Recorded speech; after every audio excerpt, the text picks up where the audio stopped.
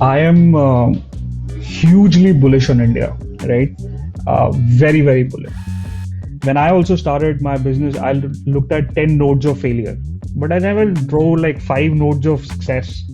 Because when you're starting out, you're more likely to fail than succeed, right? We want to do it, but we don't, and we procrastinate. One is, I think procrastination is an important step. I think you should procrastinate, right? Because procrastination helps you understand the urgency and the depth of desire that you have for something.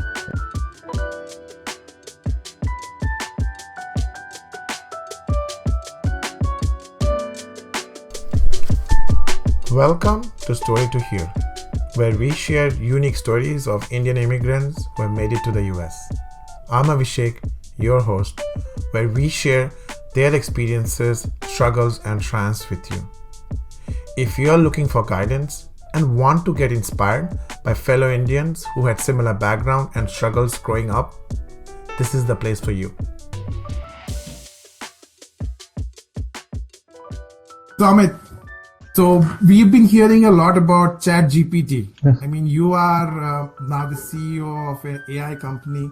I wanted to hear from you in terms of what does this ChatGPT is? Like, there's a lot of buzz around ChatGPT. I don't know if I'm an expert on the topic, but we are on the very applied end of things, and I think the way we think of ChatGPT as a large language model is something that has fundamentally a lot of utility. I think what is more interesting to me is when I'm talking to clients, a lot of them are playing around with it. They are actually utilizing it with their children. So I think it's certainly a leap forward in the scheme of things. But it has significant business implications as well, right? We are already testing it out for some of our use cases at Bloom AI.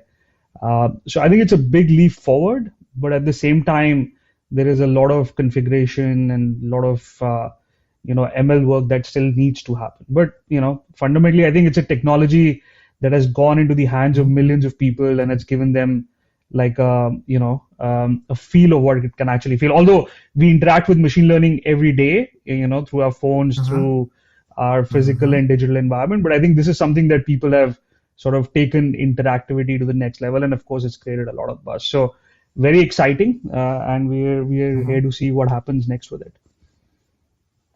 I think from a layman perspective, when I look at it, I'm like, okay, we saw industrial revolution, we saw internet revolution, we saw mobile, and I think AI, as you are saying, machine learning, which you're talking as ML, is just getting started. A lot of people talk about the implication to jobs.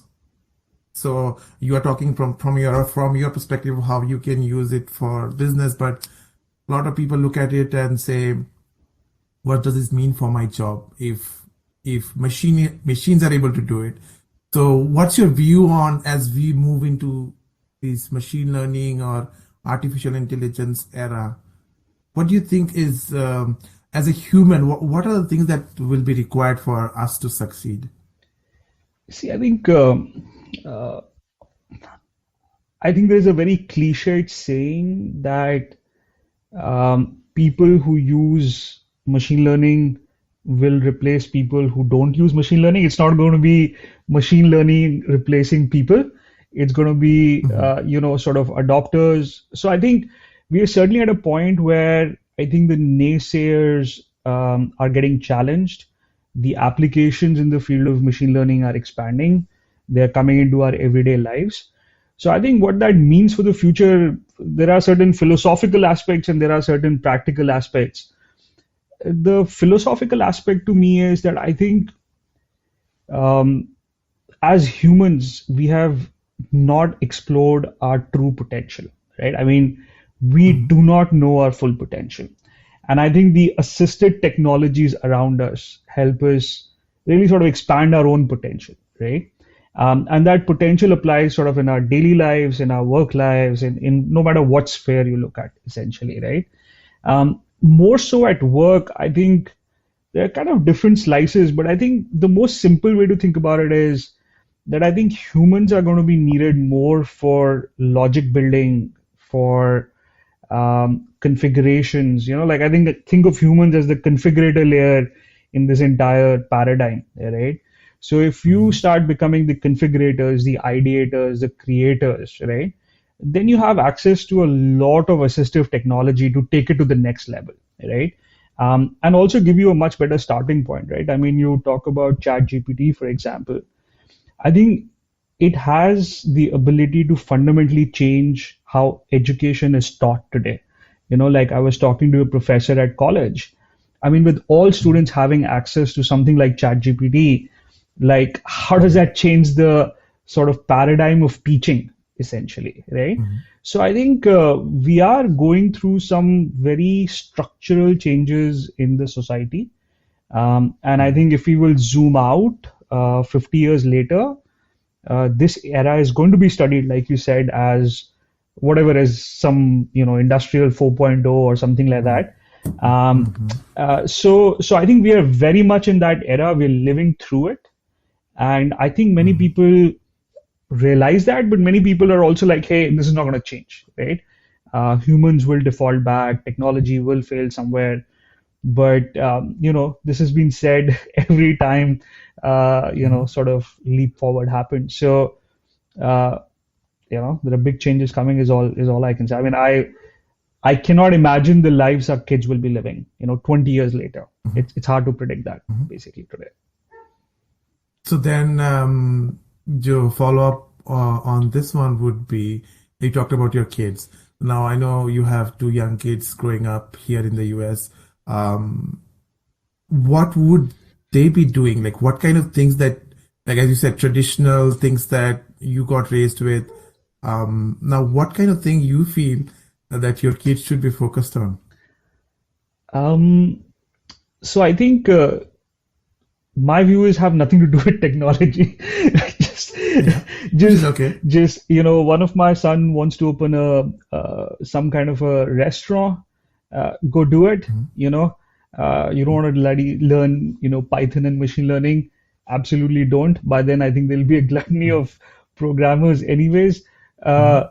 Mhm. so basically they will define their own era. Like, we our parents never understood the era we were going through. Like my parents never understood the job I did, right? I mean, specifically my mom, my father probably could, right? Mhm. So this will be the same. I think what I focus on with my children, as an example, is something very simple. There is a concept of foundations, and then there is a concept of frameworks, right? So focus on Mhm. the foundations, right? And the frameworks will keep evolving with time. And in Mhm. future, more rapidly so, right?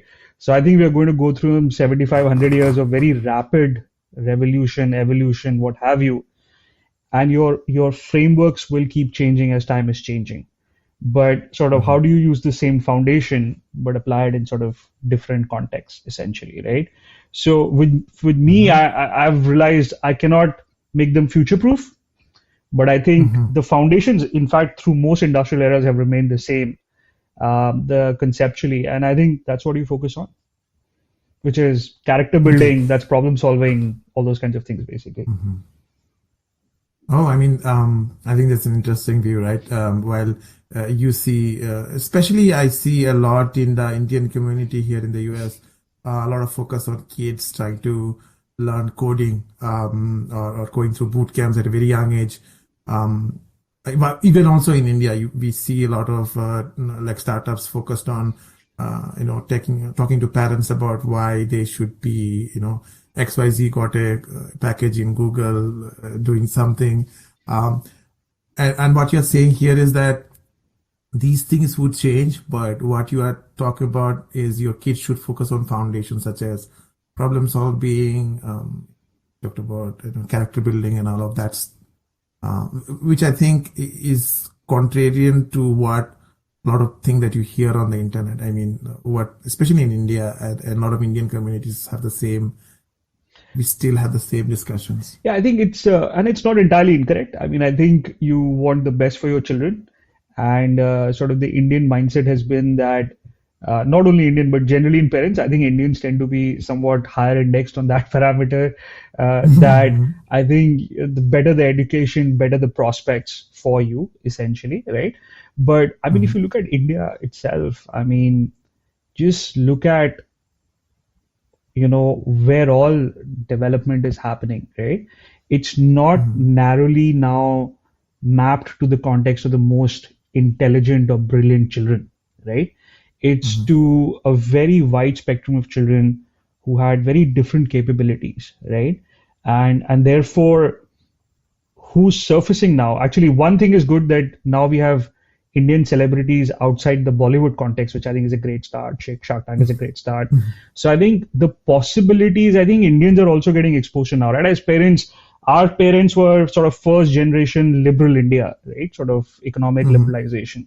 So it was very much about foundations around, okay, secure a home, secure enough money for your retirement, but I think that kids are Mhm. doing slightly better off. It's a very aspirational country. So the parents are right, but I think I don't think there is a like a prescribed methodology for success in the Okay. future. Mhm.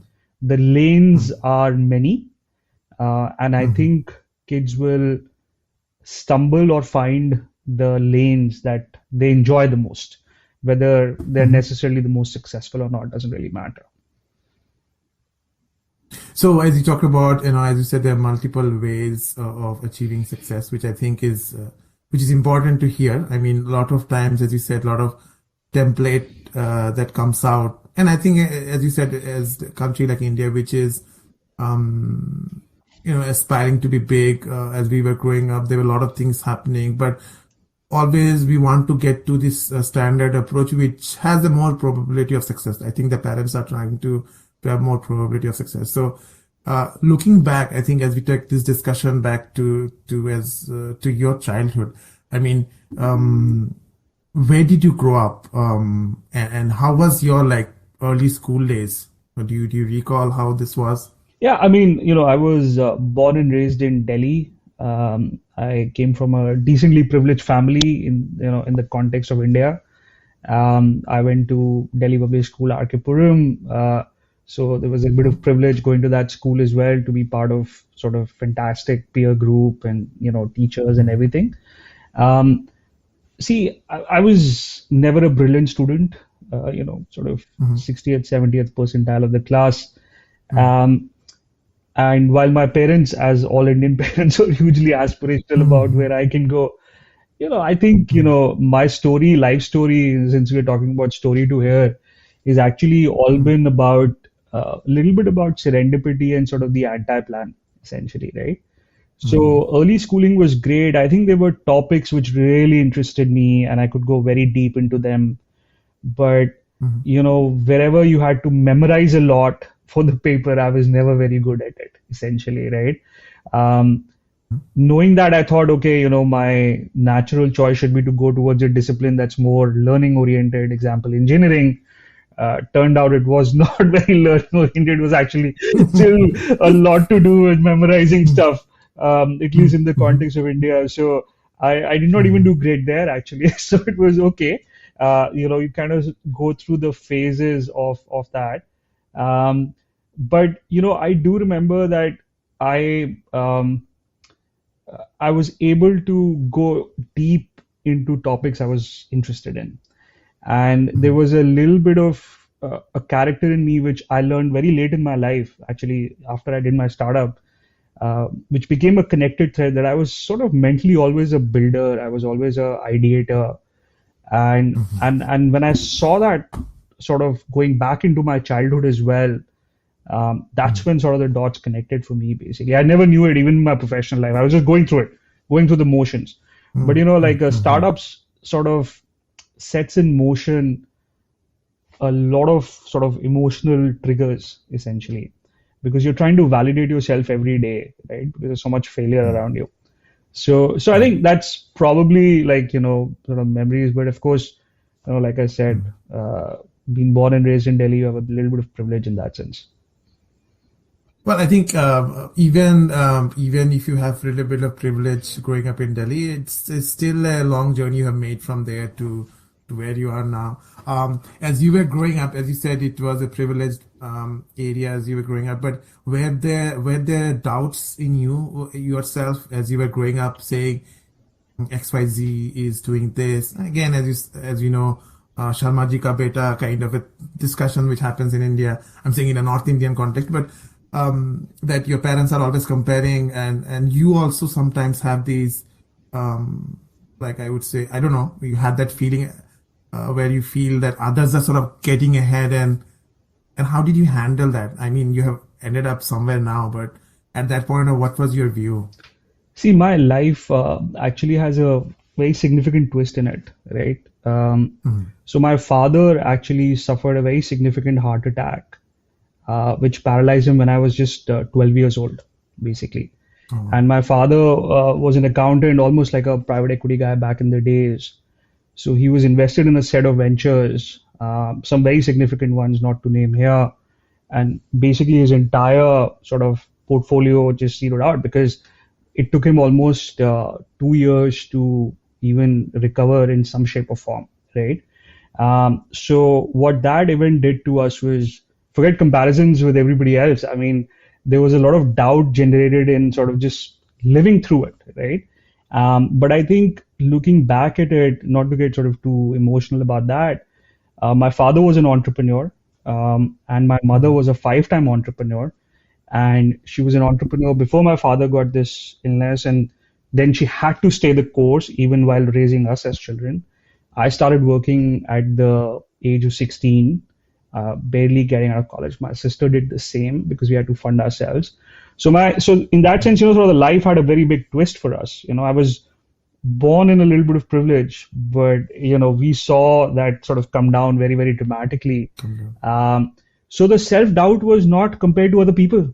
There was a lot of self-doubt Mm. about myself given where we were in life, hugely in Mm. debt, struggling for Mm. certain standard things, right? Mm. So that I think Mm. created a lot of self-doubt. But I think what stays the course in that time is, of course, it's faith in God. I mean, you believe everything's going to get okay, but there were times you felt, man, I'm not getting out of this. I mean, there is no getting out of this. It's going to take a lifetime to repair what has been lost. But then, I mean, I think the thing is that when things start sort of getting on the mend, they do mend quite dramatically. So, been fortunate Mm. about that as well. But yeah, so I think the doubts were my parents never compared me to other children. I think they didn't do it Mm. even before, and everything was fine. Um, but we just went through our own motions of self-doubt because, as I was growing up, my friends had access to a lot more than I did because I just fundamentally we couldn't afford a lot of those things, right? And being a part of that school and community where people came from all sorts of good background, it was a bit challenging. But you get through it. Basically, I think looking back at it, it was bad, but it was okay. Yeah. I mean, it's great that to hear that, a lot of times we feel that a lot of people who we see as successful never went through any bad patch. I mean, it looks like it's just like this, going on the one right corner, your, graph is going up. But as you're saying, there is a lot of these hiccups which sort of you feel everything you have sorted out and you sort of take a plunge and then you get up and you do your stuff, which I think it's important to hear from you because as I hear, I have a lot of younger folks that I talk with, and also a lot of people have talked about this that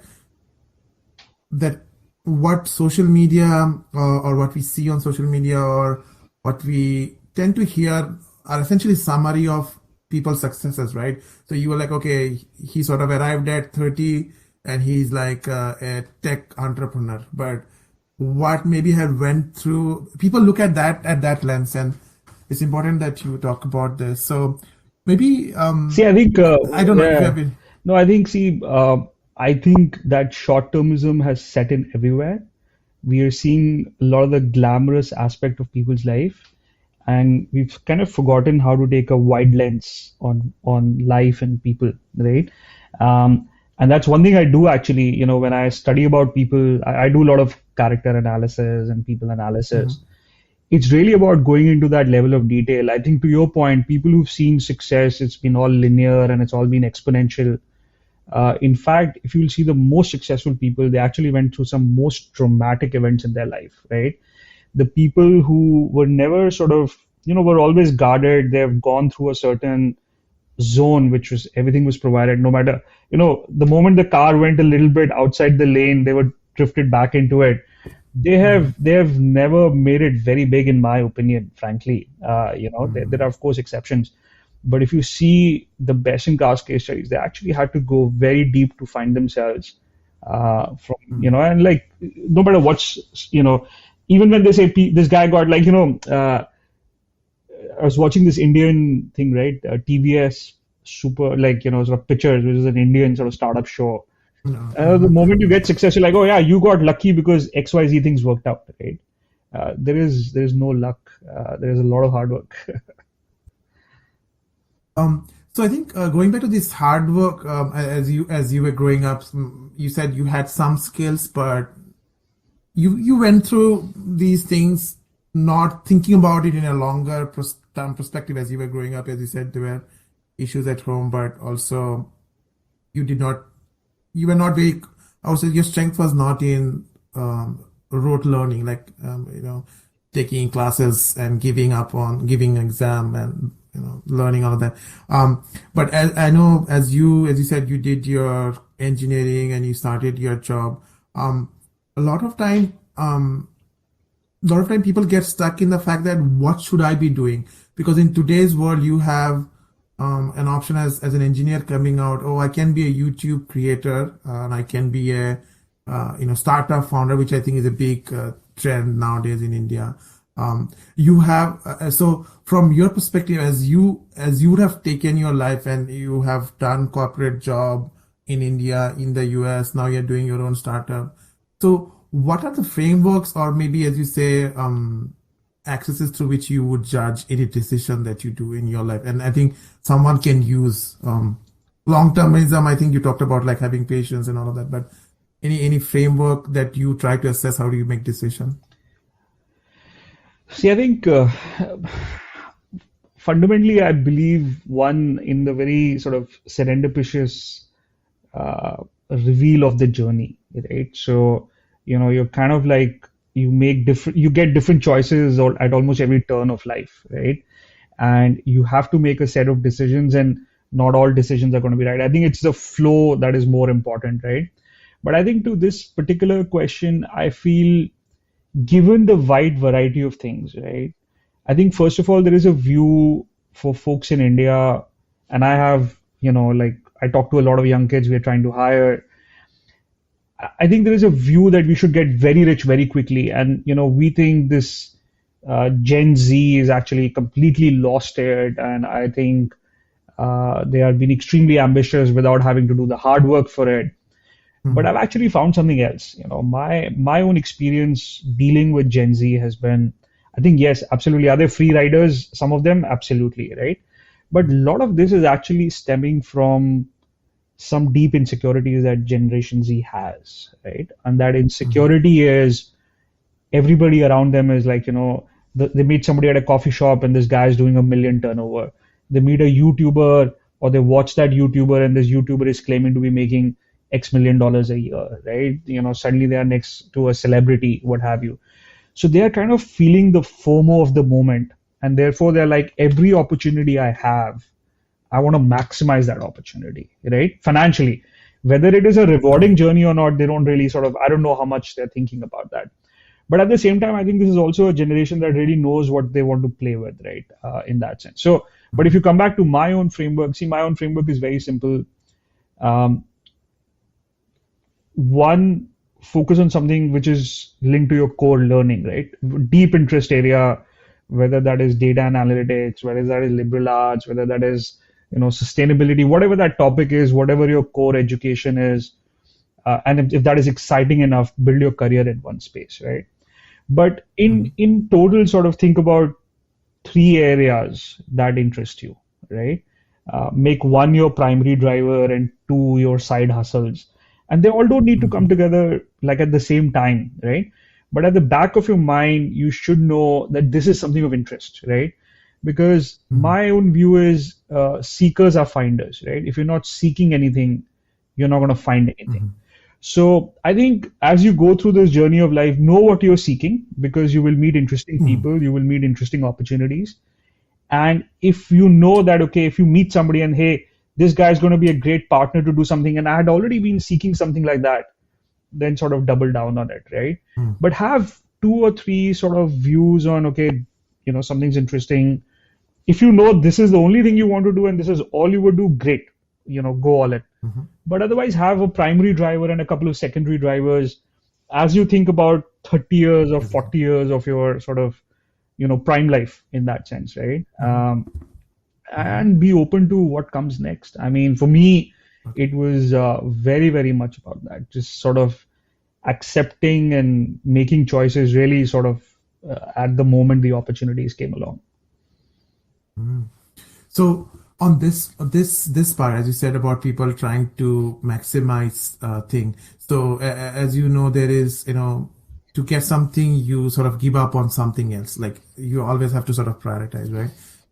One thing, as I talk to a lot of people who want to be startup founders or want to take that risk, YouTube also been one of those areas. You never know whether you'll be successful or not. We are talking about the 0.01% who Yeah, is making that million, as you talked yeah. about.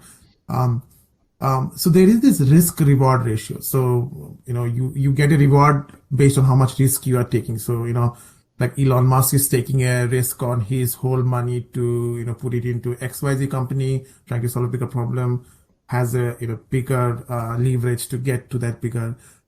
What's your view on risk? Because I think a lot of times as we grew up in India, not sure about you, but we have a tendency of not taking risk. I mean, risk is almost no for everyone. Hmm. So over the years, how what's your view has been on risk now that you're doing a startup which is completely risky to the highest risk that someone can take?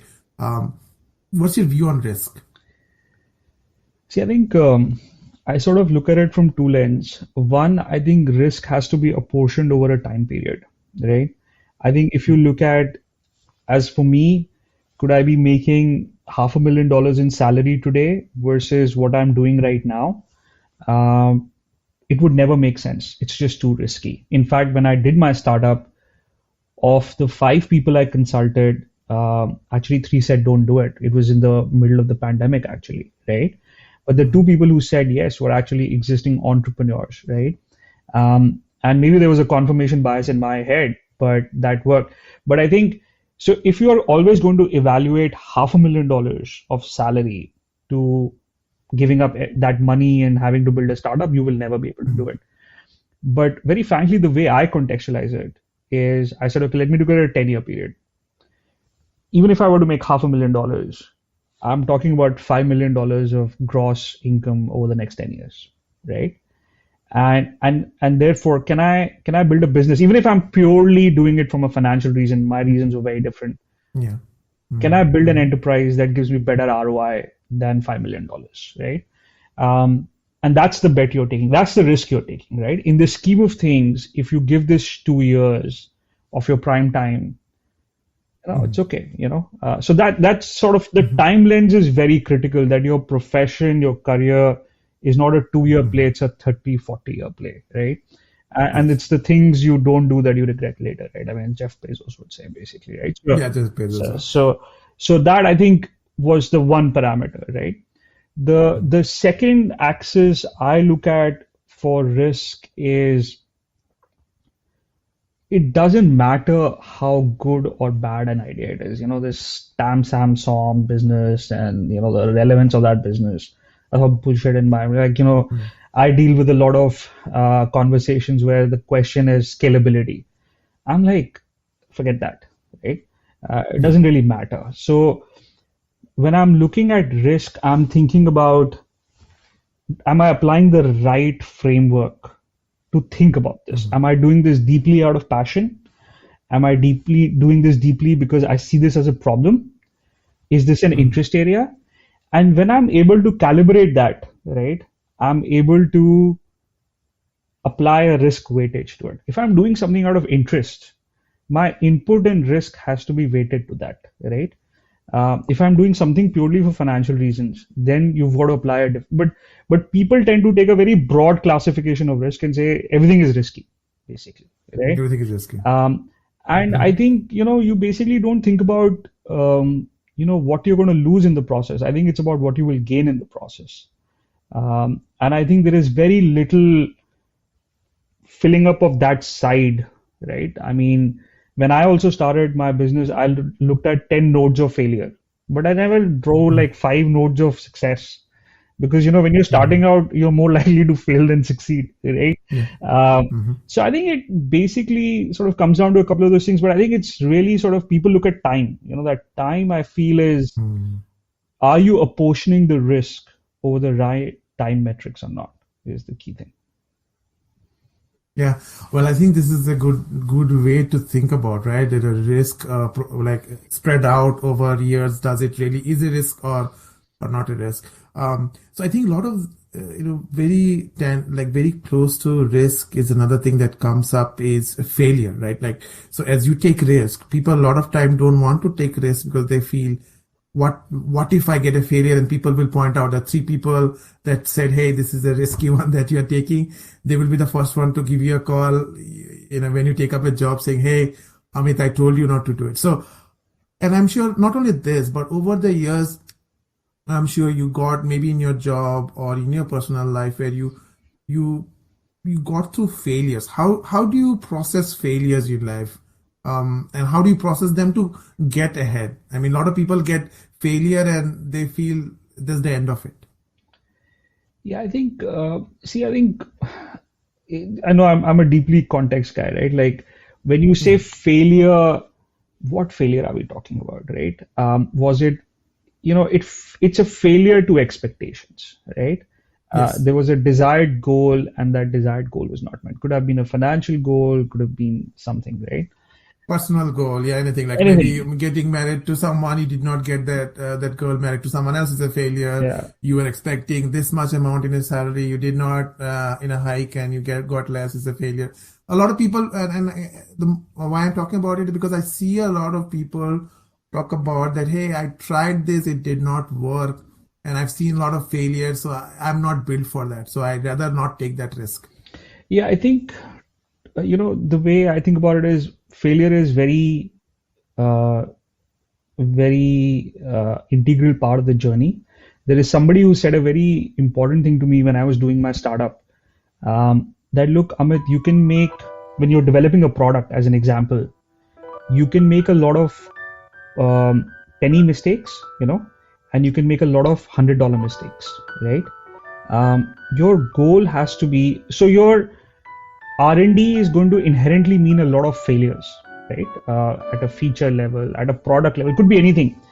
But he said, as long as you're making um, one penny failures, let the jar fill, let it fill, you know.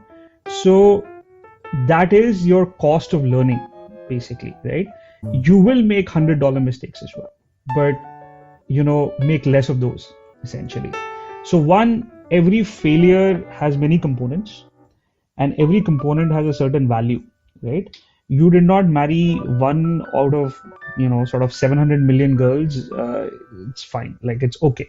you know Yeah. the other sort of framework is the five sort of triple five framework, right? Is it a mistake worth remembering after 5 days, 5 months or 5 years, basically, right? Mm-hmm. So there are many mental models you can apply. I think the thing is, do you have those mental models or not? I did not have them either.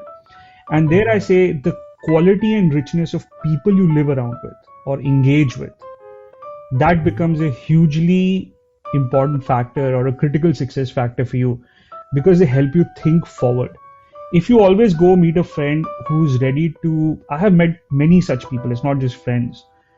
Whenever you have a very nascent idea, which is literally on a paper, people will tell you 10 reasons why it will not work. And almost 90% of the population is out there which is going to tell you why it's not going to work, right? But do they really matter? I think the person that matters is who says, okay, this is a starting plan. Let's build on it. right?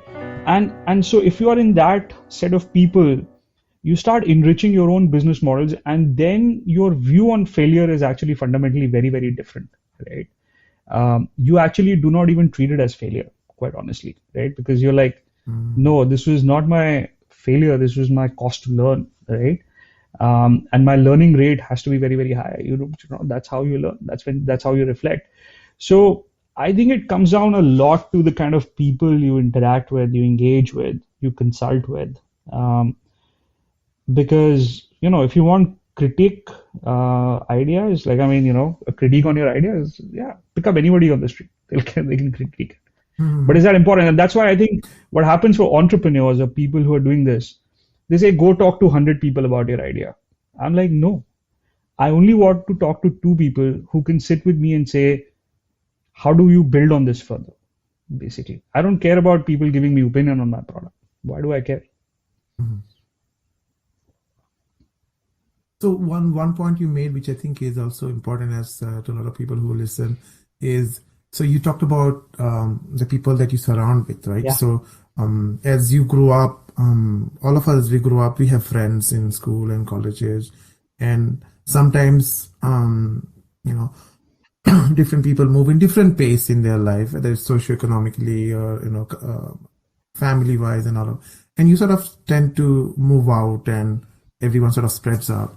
So what is your view on friendship? I mean, a lot of times we get nostalgic with friendship as we grow up, but as you go back at your age in your life and you go look back, you hardly have many friends left in terms of who you grew up with. Though you want to talk to them once in a while, but it sort of evolves. So as you're saying that so what you're saying is your circle should change as you grow or as you evolve. Is that what you're saying? Yeah, see, I'm not saying that you need to make new friends every 5 years, right? I think by the virtue of where you physically, mentally, logically are in life, right? Mm-hmm. You will have a tribe of people around you, right? I mean, I live Mm-hmm. in the US, I live in North Carolina, I work in a certain setup. So geographically and logically, I will have a certain configuration of people who I call my tribe now, my neighbors, my coworkers, blah, blah, blah, right? But I think, and then see, childhood friends are very different, right? I mean, the people you grew up with, you have a shared history with them, and I think you can reconnect with them at any point in time, right? Um, but I think what I'm talking about from a failure or sort of learning perspective is having a view of set of people who can be your counselors at the right time, right? Mm-hmm. And knowing who those people are. So, as an example, let's assume you need a surgery, right? You will not go to your Mm-hmm. friends to treat you, right? You will go to a doctor, basically. Mm-hmm. So, there is a healer, and then there are people who can sympathize with you, right?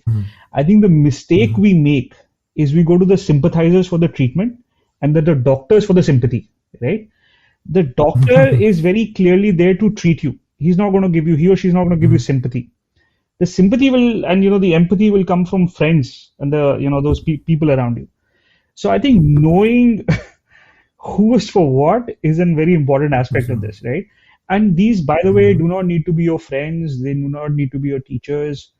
There is a lot of phenomenal content on the internet. You can follow Mm-hmm. people, um, or frankly reach out to people. I've actually reached out to people, like, not knowing them, to say, hey, I think you're an expert in this area and I'd love to chat to you about this, basically. Do that, so sort of. Mm-hmm.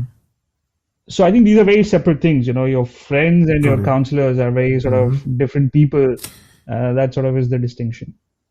Yeah, I mean, it's a good way to summarize. I mean, you're saying that you should not confuse your friends as advisors. So you should not take advice from friends or family who may not have too much at stake. I mean, they don't have the skin in the game as well, and they are like passing remarks. So, Yeah, I mean, like, which if I you think, go ask your parents as a 27, 26-year-old that I'm going to start my own business, what do you expect them to tell you? Like, do you not expect them to resist? Of course, you expect them to resist, right? But, in fact, there was interesting corollary to this, right? That I think kids, go to their parents for marriage discussions or like sort of partner discussions, and they go to their friends. No, actually, they go to their friends for marriage discussions, and they go to their parents for career discussions, right? Whereas parents don't know anything about careers, and friends don't know anything about married life, right? So it's a weird cross section. You should actually be going to your parents because they've been married 20, 20, 25 years, get advice from them, right? And get sort of your peer group knows better about new opportunities, emerging opportunities, and that's the people to discuss career with. But I think these are sort of just where we don't pick the right sample set for ourselves, right? So I think so we talked about risk and which relates to failure, taking failures in your stride. You talked about like there's a lot of content online or people that are expert with. One other thing that I see, and maybe whether I know whether you see it, but there is a plethora of like a huge amount of content or ideas out there. Everyone is giving an idea what to do. Um, but the society is somehow we have gotten stuck with is everyone has an idea, to your point, right? So everyone has an idea. And the challenge is all of us go through these day to day and we procrastinate. Procrastinate as a word where you have a lot of things you want to do, but you don't have the energy to go do it because you have something in your mind which is trying to tell you, hey, Abhishek, you're still not perfect on camera. Why are you starting this podcast? Or Amit, are you still not an expert in AI? You don't have a PhD in AI. How come you're starting a startup in AI? So it could be in career, but also it could be in other facets of life where we want to do it, but we don't, and we procrastinate. Um, do you feel that? And if you do, how do you try to get over it? So again, two things. My answers are never simple, unfortunately, right? One Mhm. is I think procrastination is an important step. I think you should procrastinate, right? Um, because procrastination helps you understand the urgency and the depth of desire that you have for something, right? So if you're procrastinating on an idea or an action and you're able to sleep every night not doing it, perhaps it's not your priority, right? That's one thing. I mean, you're trying to reconcile, give yourself some feedback loops on that, right? But it's equally important on the procrastination side because sometimes you have ideas, but you've not really thought through the implications or you've not let them mature to the point they should, right? I used to be very quick about like giving feature feedback to my team because it came to me in my sleep, right? But now I've thought, okay, I'm going to make a list, I'm going to procrastinate, and only when I feel I've thought through it, because many of those ideas went bad actually, right? So that's part one. I think procrastination in itself is important because it helps you mature the idea or understand if that idea in itself or that topic is important to you.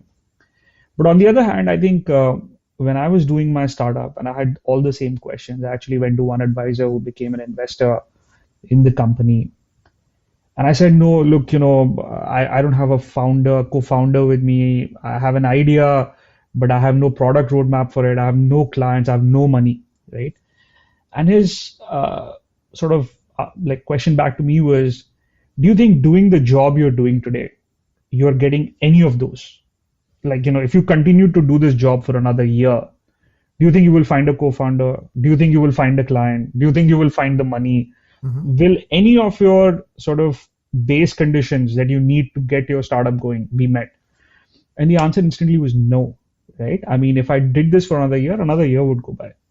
So I think you have to ask yourself, like, what is your threshold starting factor, right? And in whatever you're doing, right, is it helping you get closer to those threshold factors or not? In most cases, you will realize they're not. And therefore, you will have to systematically pull yourself out. So I actually left my job. I could have done this as a side hustle or whatever, but I decided to quit my job, spend 3 months ideating on this before launching the company, right? But that was the only way. And as luck would have it, I didn't want a co-founder, but that was a question. But I did get the money, I did get the clients, I did get a product. But that journey only started after the fact, basically. Mhm. Oh, and I think that's a good way to think about, right? Procrastination as a way to prioritize whether it is really important for you, which I think is a very good framework to have. But I think there's still, I mean, I know for myself there are things that I would like to do, but keep procrastinating on that. And I think and I think I've seen it with many that, we don't get started. I We mean, don't. And I think, to me, I'm big into Mhm, by nature, I'm not big into procrastinating, but by nature, I am one. And the area that I've struggled for a very long time is health and fitness, right? I have these mhm, abrupt starts and then it goes down. And I've come to realize that I think, if I have a 5:30 a.m. business call or I'm traveling for work, I will do it mhm, instantly. But if somebody told me, "Hey, get up at 5:30 for a workout," I mean, I struggle basically. It's almost not mhm, happening. So I think um, one of the things is, there is, of course, the concept of atomic habit, sort of mhm, start doing it, and I think like mhm, you are also doing it, I'm also doing it. But I think it's also getting into when I'm getting up at 5:30 in the morning to do a business call or travel, there is some mission statement. I wake up and I go mhm, somewhere and there's a mission statement. If the mission statement is that I have to get up and start burning calories, that doesn't mhm, get me into the mission zone, basically, right? While knowing that the long term negative impact of this is really really bad, right? mhm, But you are able to sort of use that factor and just keep parking it every day. So I think creating certain mission zones for yourself, and then within those a set of atomic mhm, habits, is a good starting point. Don't take mhm, sort of the big plunge together, but get mhm, something in your routine that starts flexing you in that direction. For me, that has mhm. been good. Like, I mean, last 3 months, I've been able to go and work out Do. twice a week at Orange Theory because it gets me to a mission state, as an example, right? Yeah. Yeah, going to a gym and staring at 40 treadmills is not doing it for me. That's just me, basically, right? Yeah. So Yeah. Yeah. being able to just show up at a place for a highly configured workout for 1 hour was my mission state, and I'm able to get up and go at 5:30 as well. So, which I think going back to you started talking about health and fitness being something that you have lacked, but you're picking up. On that same like as your life is gone through so much, right? We talked about the risks that you're taking, the failures you're having in your startup or in general in your life. You're able to take learnings from them and um, able to not have this procrastination habit and having small wins. Um, on a similar ground, I think a lot of things that I see nowadays, I don't know whether it's a generational thing, but or whether it's part of how the world has evolved. Um, there is this trend around mental health, where you hear a lot of people talk about having depression, especially at mid 30s to 40s. As they go through their career, they have achieved what they wanted to achieve. Let's say they wanted to have a family, wanted to have a house or career, whatever that is. But now at mid 30s or or getting into 40s, they feel, I don't know what I want to do. And that creates a sort of a depression. And I think I'm not an expert in any of these, but like depression and anxiety are words that I hear a lot from peer and also from younger generation. Maybe their goals are also maybe different and they also have this. What's your view on this? Do you feel this, or as I said, I cannot relate what that means. I'm not an expert at it, but do you hear a lot about that? And how, if you do, what's your view on anxiety and depression as part of the lifestyle that we live nowadays? So I think I do believe that mental health is one of the biggest challenges facing all of us, right?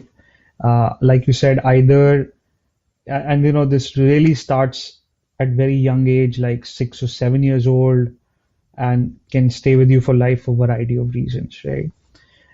In fact, in my startup, when I talk more broadly, either at a college or with somebody else, I actually speak more about mental health in this context for entrepreneurs than anything else. It's not about product scale. That's all. That's all Mhm, fine. But I actually speak about mental health a lot more.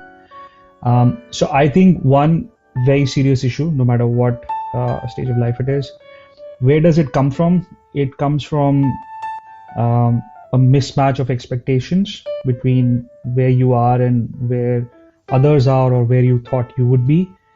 It also comes from relationship stress. It comes from variety of internal factors, right? We all go through certain Mm-hmm. emotions in life.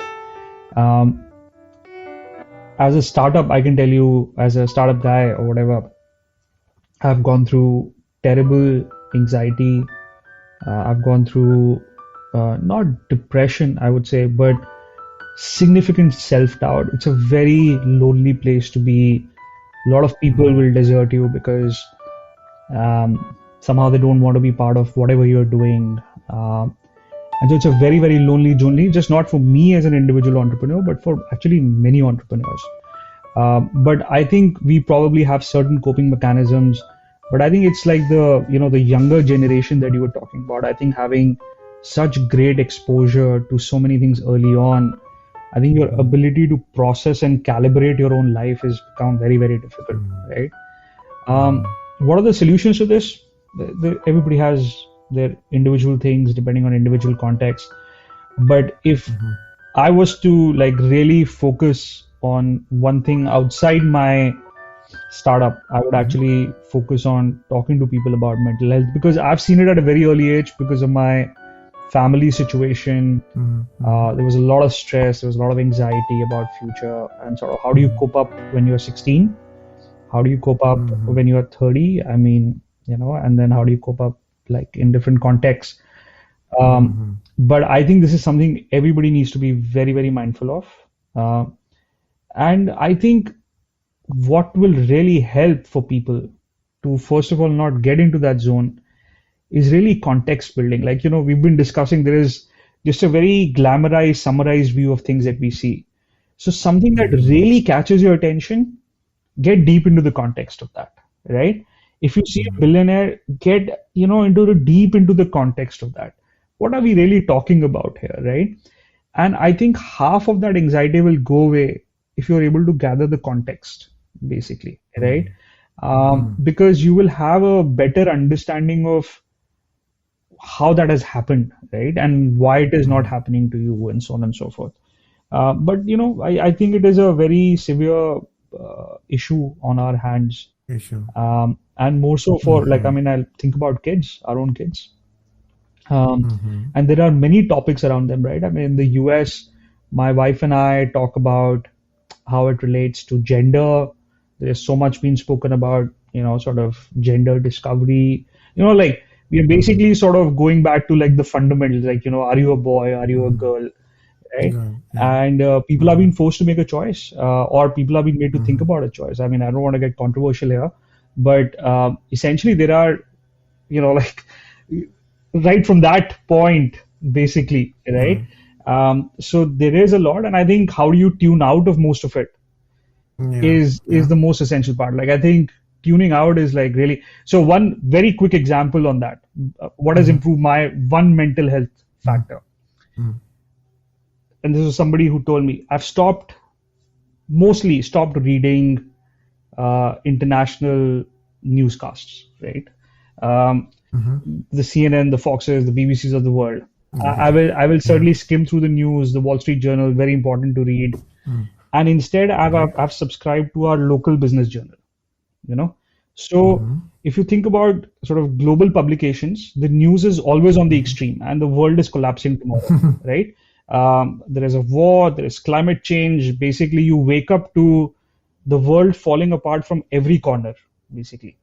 And when I read my local news, one hotel is getting built, some road construction project is happening, 50,000 jobs are getting created in some county.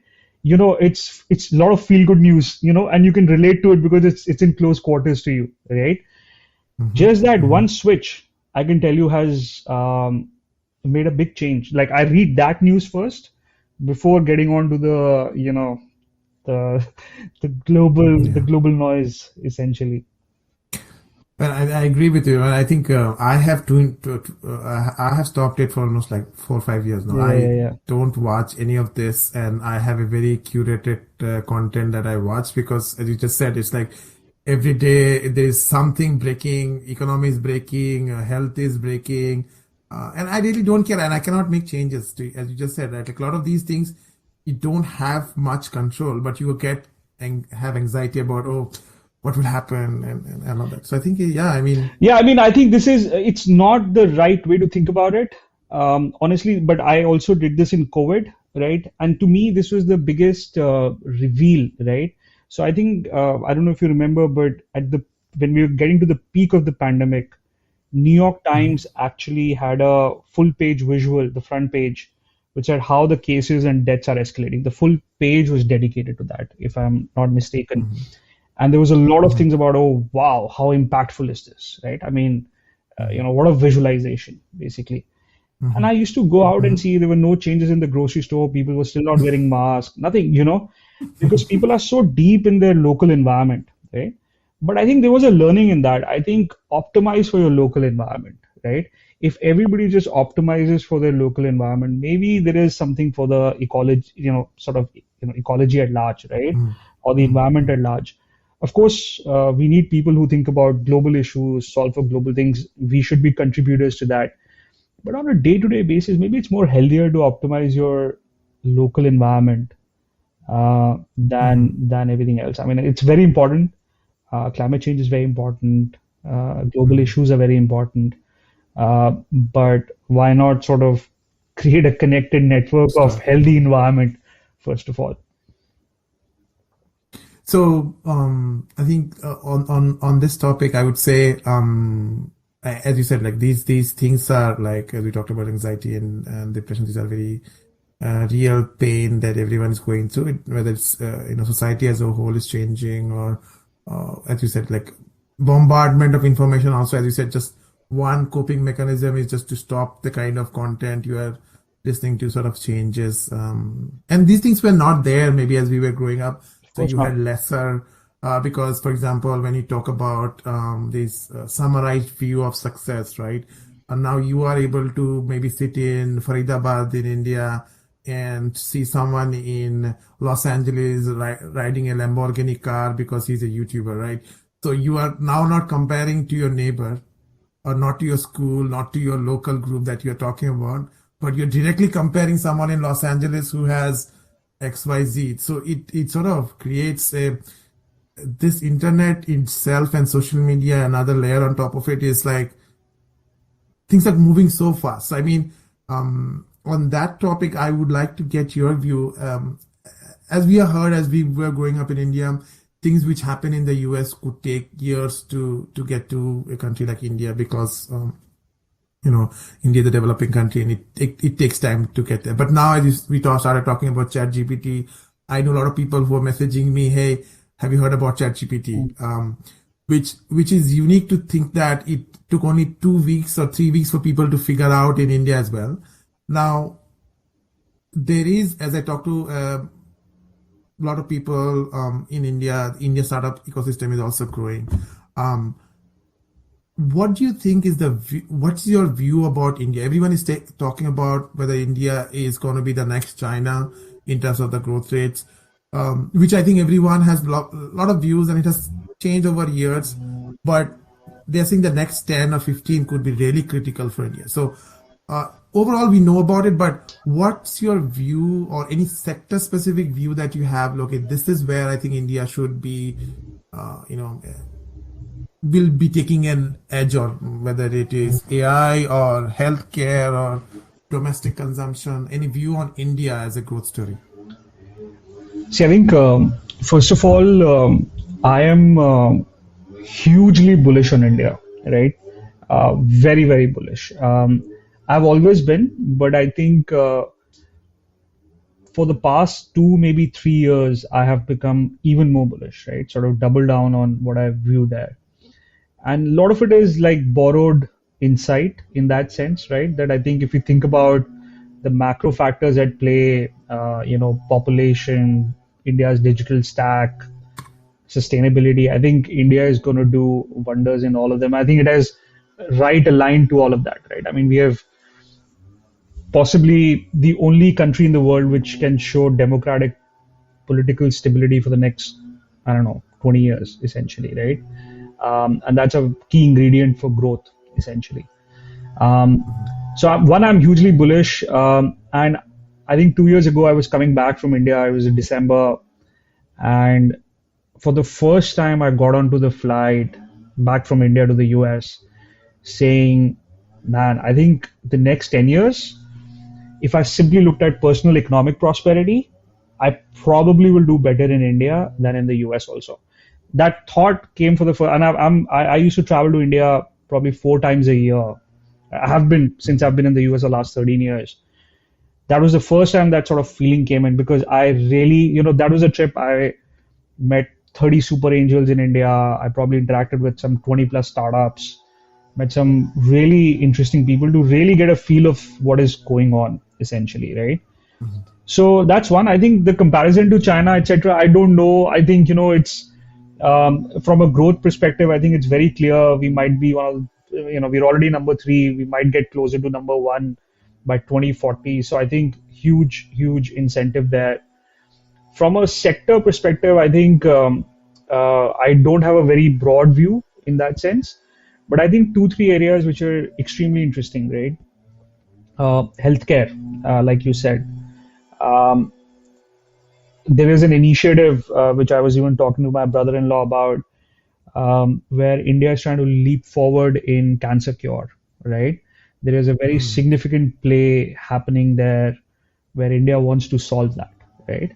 And it's been a problem that has not been solved. I mean, we've made a lot of progress, right? But that's one, right? If you Mm. think about sustainability as a sector, Mm. um, where the world needs production of new materials, you need better ways of growing crops and managing feedstock. A lot of those sort of startups are happening there, right? So I think could it lead the sustainability efforts for the world? Absolutely, right? Mm. Because your pace of experimentation, your pace of feedback can be very fast. Now, can it be globally applied? I don't know, but I think there is Mhm. some serious effort going on there. And this is all outside sort of the non-core sectors, right? I mean, the Mm. core sectors, Mm. manufacturing is a very interesting area. But one other area which I feel is finally taking off, which is slightly more closer to where I am, like the first wave of startups in India was all e-commerce, very sort of supply chain distribution oriented, right? I think finally we are beginning to see for the last few years, I would say, very good enterprise tech play startups happening. Folks with significant experience or even young kids coming out of college who are really building IP-led solutions for enterprise segments, right? So Mhm. could be BFSI, could be healthcare, could be CPG. We never saw a whole bunch of innovation-led enterprise tech startups, and that is beginning to happen. So to me, that is a very interesting segment for myself personally, and Mm. folks in India, that we are trying to build enterprise technology at this scale, where it sort of becomes like a global name rather than just a India-centric name. But overall, if you look at the I mean, yeah, yeah, like the Freshworks and the Zohos of the world. I think they are those people yeah, you're talking about. Like yeah, they are SME is like large leading, and but then. yeah, but I mean that exactly right? I mean basically that segment. So I think the India startup ecosystem is sort of shaping in two ways from where I see 7,000 miles away, right? There are startups building for India, right? And then there are startups building for the world, and there will be some Hmm. cross-pollination, right? Um, and I think finally we have very good velocity on both, right? In Mm. that sense, failure rate will be high. We'll keep hearing cases like Yes. Go Mechanic, where something happened, and uh, so that sort of is all within the innovation sphere of doing things, right? But super bullish, I think, for where it can be in the next 10, 20 years. Mm. Um, the efforts are in the right place, it seems. Okay, so I think we talked about a lot about this Indian growth story, and I think one of the objective of this discussion is to figure out like how what are the things that as you growing up felt were like the code to success, like as you said, hard work and patience, which I think at base still remains what it is. But there are many, like as we said, there are 1.4 billion people in India. majority of them are under 25 or maybe even 30s, I would say. Um, and they look at you and say, yeah, you started in Delhi, you did XYZ, and you are in the US and did very good at your corporate. Now you're doing a startup. What were sort of the myths that you had? So the myth could be that you need not be a PhD in AI to start an AI company. But things such as these, which are essentially quote unquote roadblocks in their head, that they think, or we also felt when we were growing up, okay, if you don't have this, you cannot get there. So are there things in your life that you felt that was sort of a myth as you were growing up, as you now have more success, these things don't matter much? I think, see, a lot of myths have been broken all around us very naturally. I think you just have to look at them, right? I think, first of all, what can be achieved in one lifetime, the definition of that in itself Mm-hmm. has completely changed, right? Um, you know, so what that means is, at some level, if you have the the gut for it internally, uh, we were always like, one of the views of middle class India, and I do blame the middle class Indian thinking a little bit because, Mm-hmm. we were always taught to be risk averse and, Mm-hmm. just improve incrementally in life, Mm-hmm. do all the right things. I think the myth busting that has personally happened for me, having seen other people, I'm nowhere close to it, is how much you can achieve in one life. There is like the exponential factor is so high, right? Look at like, one individual like Elon Musk, or if you look at India-centric people as well, one lifetime is a lot to make $1 trillion impact on the world, right? That's 1% of the world GDP in that sense, right? So the possibility there for one lifetime, what is the value of one lifetime has completely changed, Left in. right? Uh, Mm-hmm. it's not incremental, right? So think very big and be obnoxious about that thinking, right? So Mm-hmm. that is a first myth busting that you don't have to be incremental, um, but that comes with the but starts, right? I mean, just don't think. Mm-hmm. First, I think is uh, people are thinking that they can just hop around jobs and make it big. Uh, Perhaps you can. I have no clue. I have not done that. I spent 17 years in one company. Um, I think it's very important to experiment. That's fine. But I think it is important to build your craft over time, right? You need to be able to have a narrative of your craft as time goes by, right? A lot of people just don't have it. They don't have good reasons for why they're doing something or why they have done something, right? So, so the myth is that somehow you will keep making more money by giving it less input over time. That is not true. Mm-hmm. It still needs exponential input to get exponential returns, right? So if you think you can just fake it till you make it kind of a scenario, no. Those people, while they're faking it, also are building a certain craft for themselves, which then shines essentially, right? So, so that is one thing. The other thing is that the myth somehow is that you need a variety of factors to come together to be successful at anything, right? That is not true. Actually, these are connected streams of things, right? And it's very Bayesian by design, as I call it, that you figure out one thing. Like, I say for a startup, there are five critical success factors. It may take you five startups to actually get all those critical success Get to factors that. together. The first one may not have a Mm-hmm. co-founder, the second one may not have capital, the third one may not have something. So patience is going to be key to be able to get that. People think, just because now the internet starts at, whatever speed, the moment you turn on the computer, everything else will also work at that speed is not true. Certain things in life Mm-hmm. will take time for them to figure out. Mm-hmm. So have that Mm-hmm. sort of patience as you go along, right? But I think the biggest myth has been, and I think it's all busted in that sense, right? I mean, look at Indians in America, right? Or Indians all over the world. What you can achieve. I mean, there has to be Mm-hmm. something about India that it has produced so many like par excellence people in so many Mm-hmm. fields, not just one. Mm-hmm. There has to be Mm-hmm. something about that soil, there has to be something about that country that produces these Mm-hmm. gems all over the world, right? Find that for Mm-hmm. yourself, and I think you will be okay. But like, there is, so the myth that is busted is, what is possible? Everything's possible, but there are sort of streams that you have to figure out as you go along. Yeah, so I think this is really fabulous. I mean, what you talked about. I mean, these what Elon has done, or Bezos has done, or Steve Jobs. They have built such big empires by themselves in their lifetime. It's just amazing.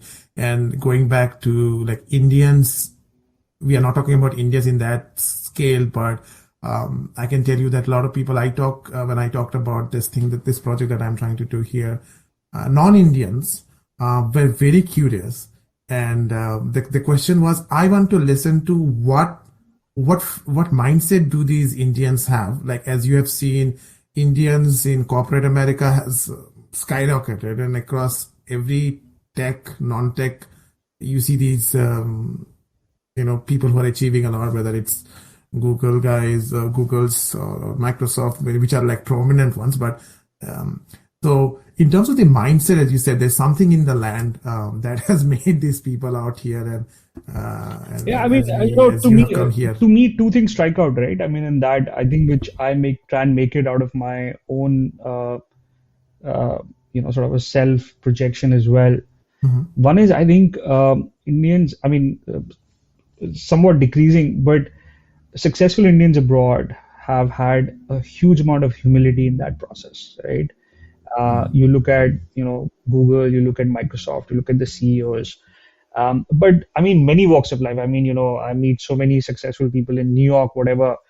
There's a certain degree of humility in that process. And I'm not mhm, saying non-Indians don't have it, but I think there is a very sort of deep, mhm, genuine humility in that process, right?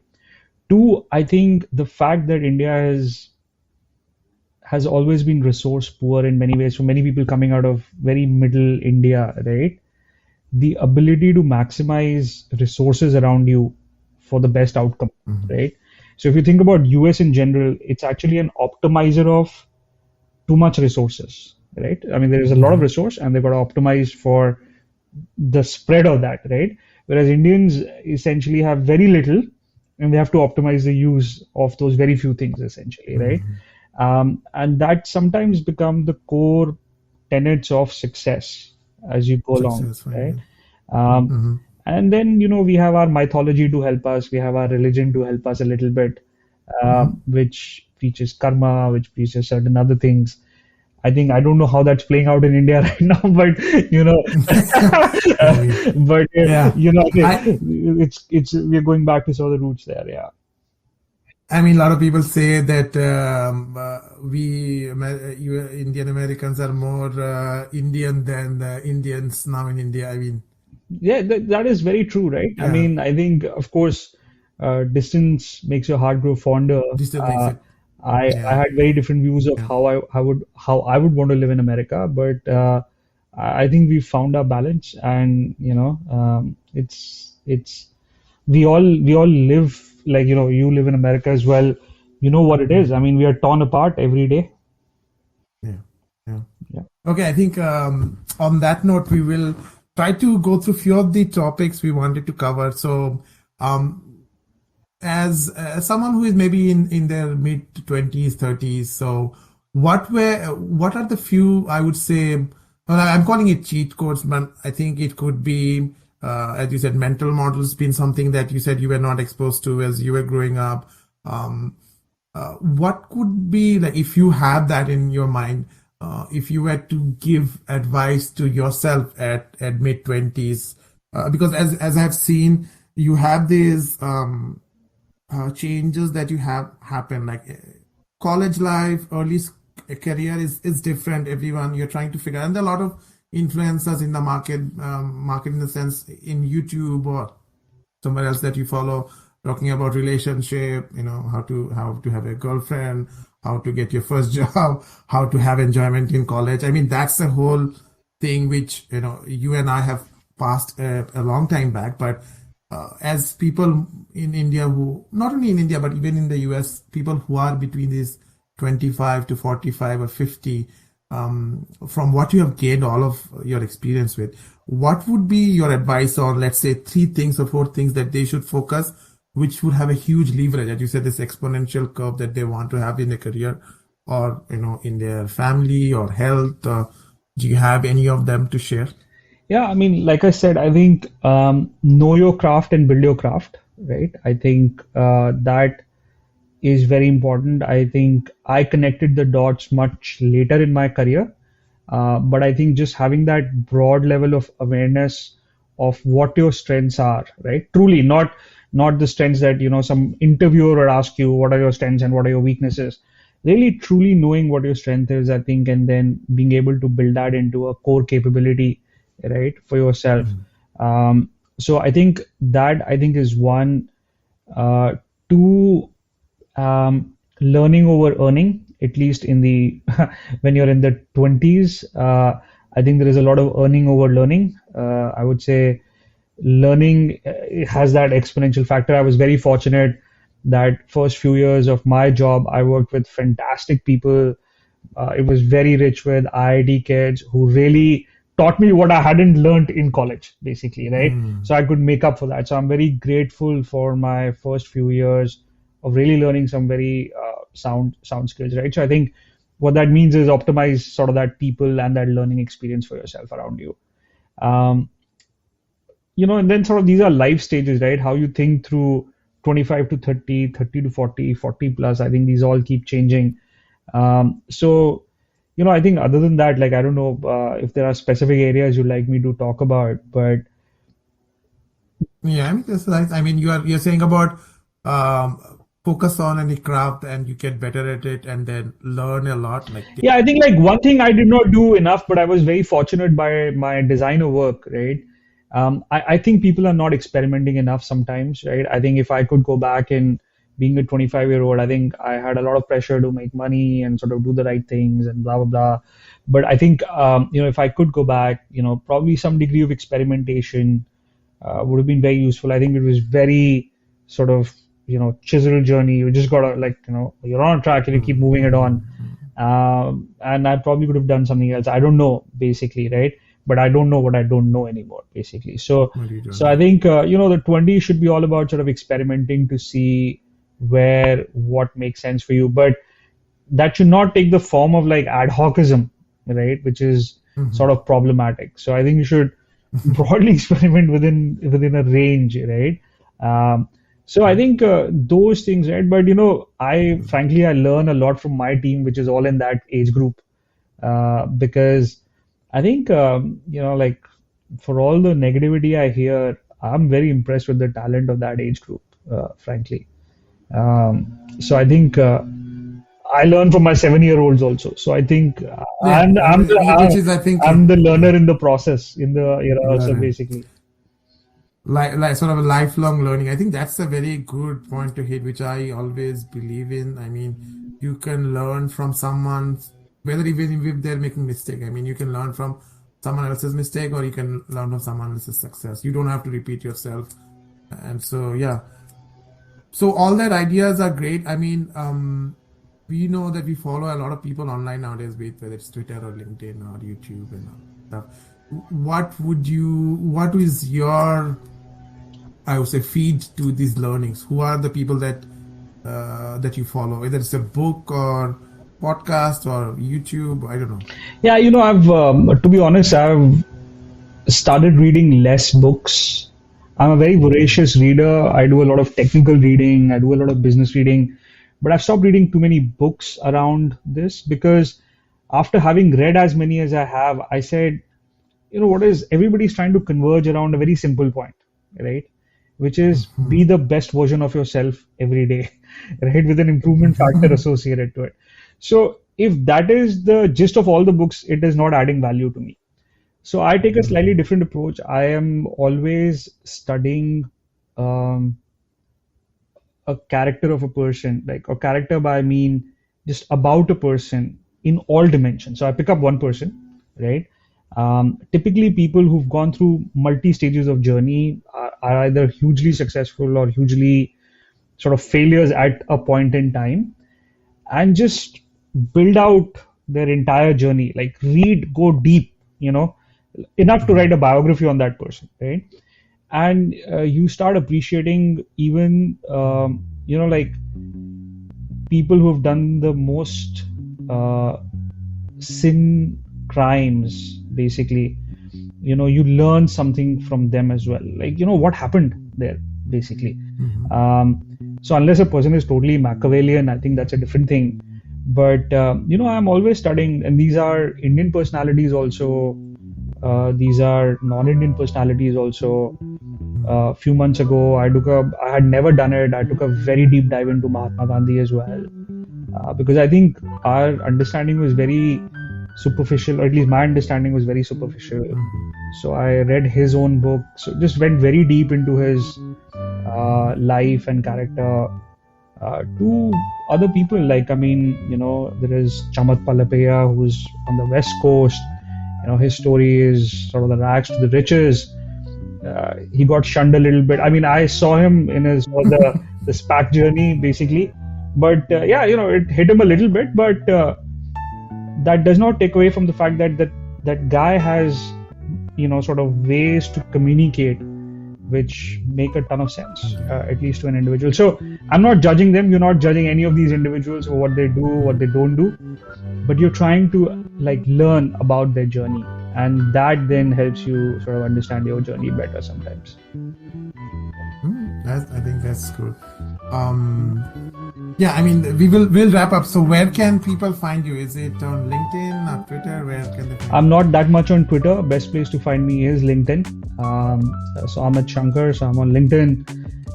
I do write sometimes on Substack. I haven't been able to keep up to those commitments given my startup, basically. But yeah, best place to find me on LinkedIn.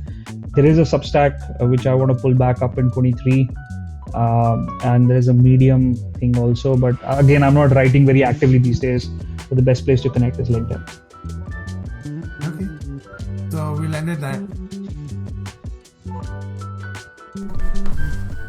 Thanks so much for watching the video.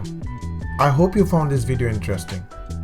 Please leave a comment if you have any questions or thoughts.